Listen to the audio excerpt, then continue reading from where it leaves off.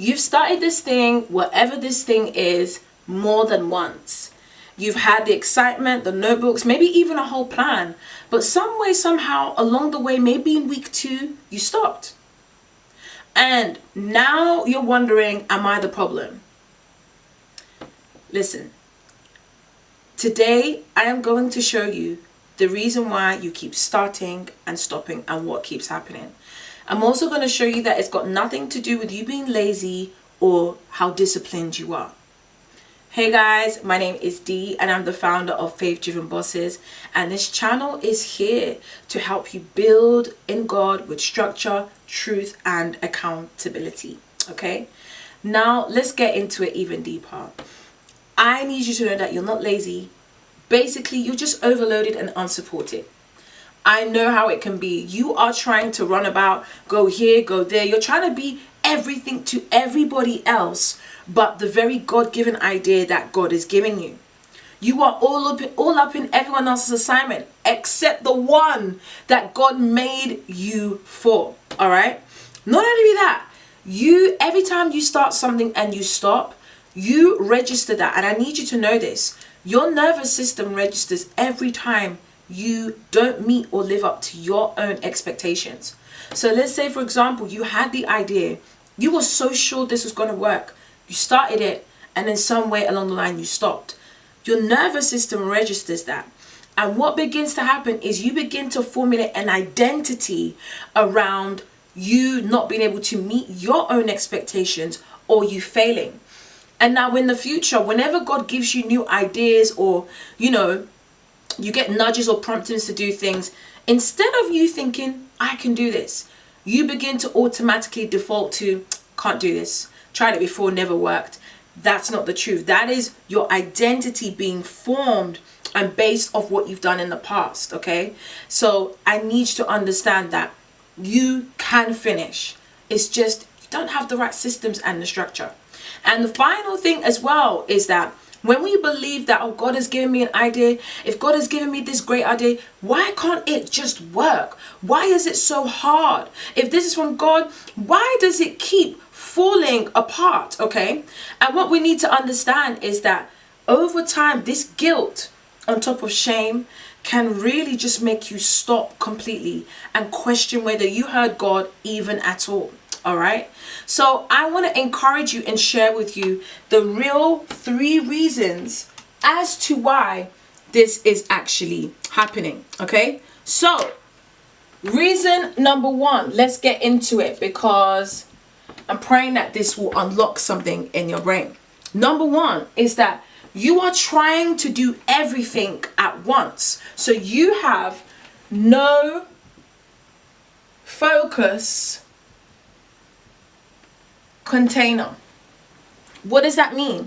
You have 101 ideas, and it's okay. There's nothing wrong with having ideas. I mean, come on. We are creatives. We were made by the God of heaven and earth who made this beautiful earth. Imagine the number of ideas he had, but he actually brought them to fruition. So naturally, we're going to have ideas. We are creative beings, right? However, your brain cannot commit to so many ideas at once. Because this is what happens. Imagine I've got 12, I don't know how many is here. Imagine I've got 12 ideas, right? I'm trying to bring each one of them to fruition at the same time. This is the problem. Because here is going to get about 20%. Here is going to get 5%. Here may get 1%. Here may get 30%. Here may get 8%. Here may get 4%. You see, none of these ideas are getting the full support, the full focus and determination and drive and intensity that they should get. Okay, so this is one of the reasons you cannot do everything at once. Okay, and you need to understand this is the cost of having divided attention. You barely complete everything. I want you to remember that you are not a computer. A computer can handle several tabs open at once, but even a computer gets slow when there are too many tabs open at once. We are the same, okay? I need you to understand we're not as efficient and quick. We're not computers. We are human beings. Every time we leave something uncompleted, it does something to us, whether mentally, emotionally, it registers in our head. But once you have focus, my gosh, you are going to be unstoppable. Let's talk about reason number 2. So reason number 2 is the following. You have all the inspiration that you need in the world. Listen, you don't lack inspiration. What you lack is there's no daily structure.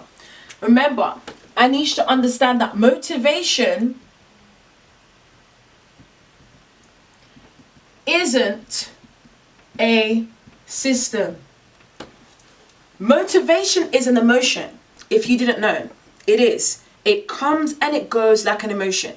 Emotion is here one day, next day you're feeling great, next day you're not feeling too great.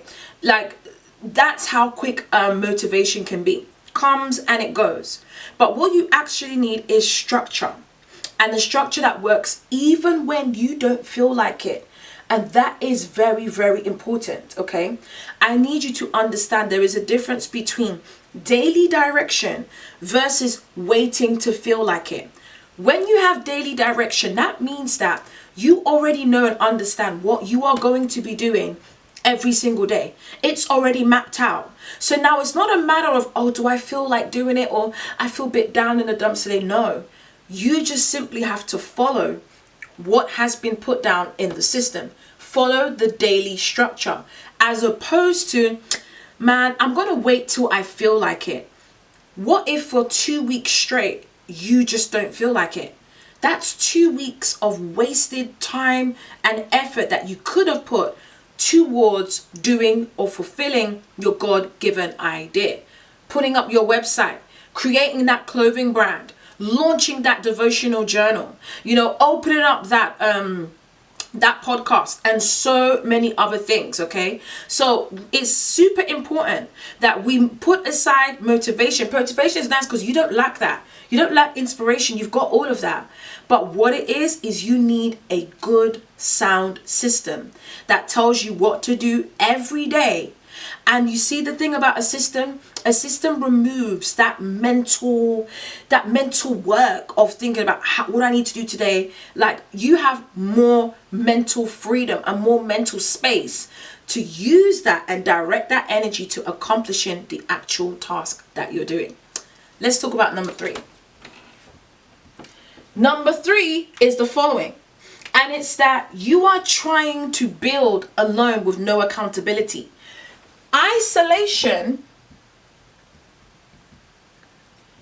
kills momentum. It's so important that we understand that, okay? I need us to know and understand that isolation is the enemy of follow through. Yes, if you want to be a person that follows through, completes, finishes the things that God has put in her heart, in her mind, then you need to get used and understand that I can't afford to be isolated.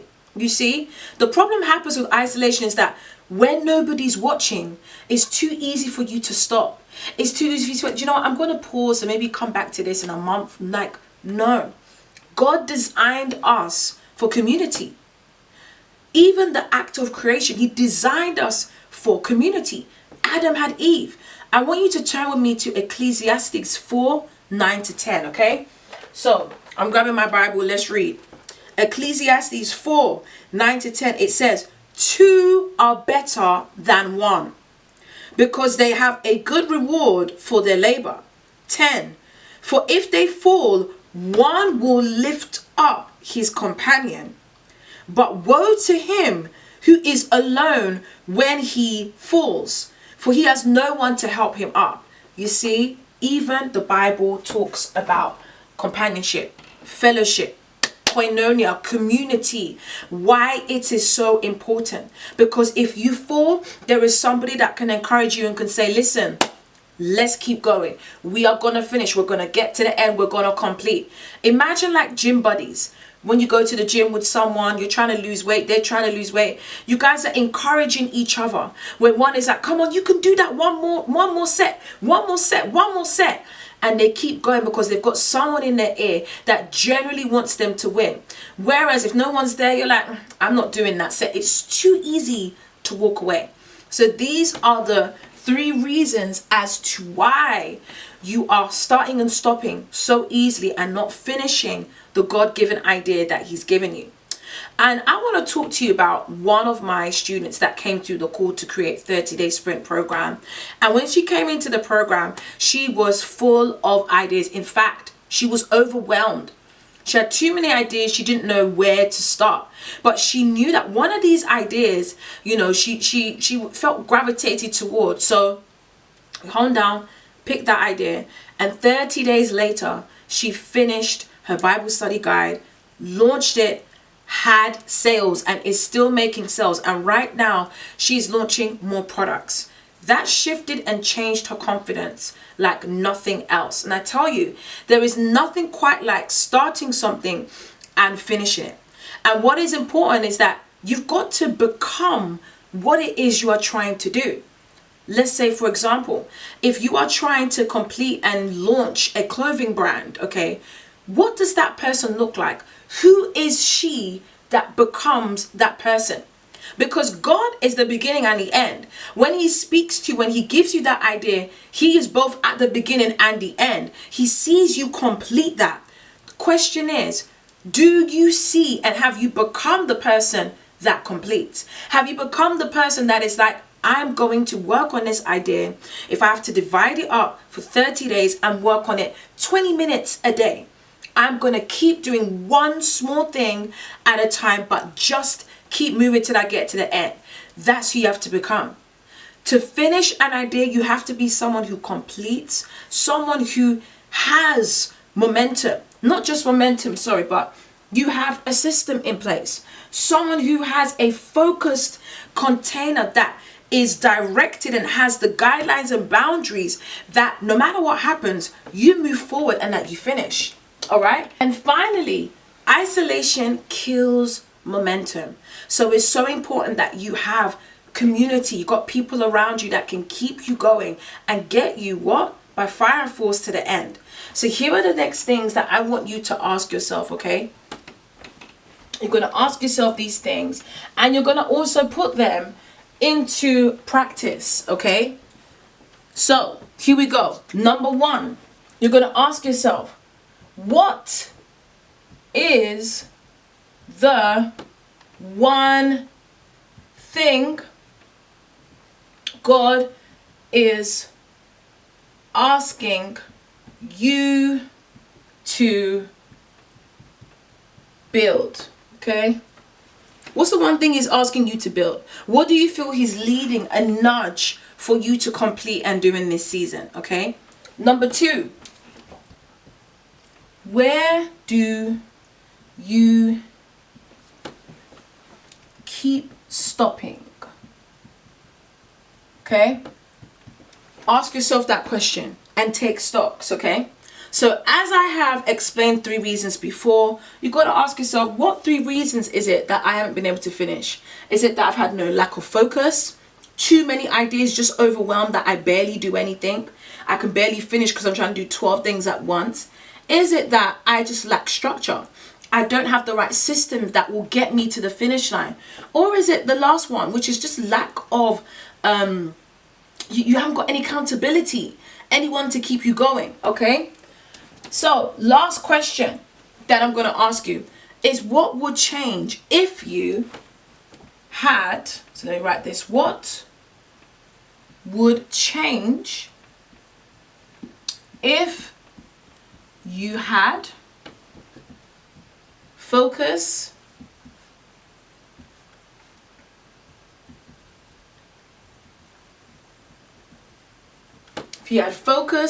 structure, and accountability? Okay? Ask yourself this question. Be honest, okay? What is the one thing? Again, I've said 1, not 5. 1, okay? It's so important because every time, as I said before, that you cannot complete an idea, it registers in your head. It registers in your body, okay?